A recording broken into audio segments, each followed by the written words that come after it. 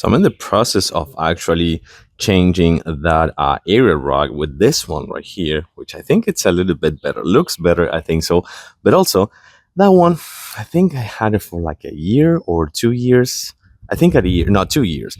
And it looks okay. It still looks okay and everything, but it's getting a little bit worn out. But this one, which I just got, looks really, really cool.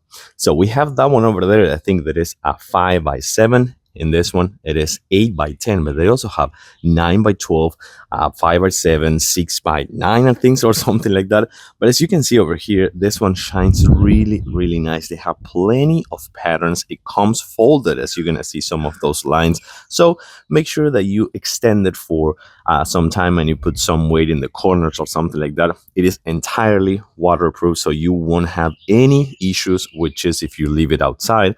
And of course, that's gonna be the size you want and the patterns you want. I do like it. I think this one is gonna be my new area rug right here on my patio under my pergola or pergola, but it looks so much better now. Yeah, I like it. I love how it looks right now. Of course, it is waterproof.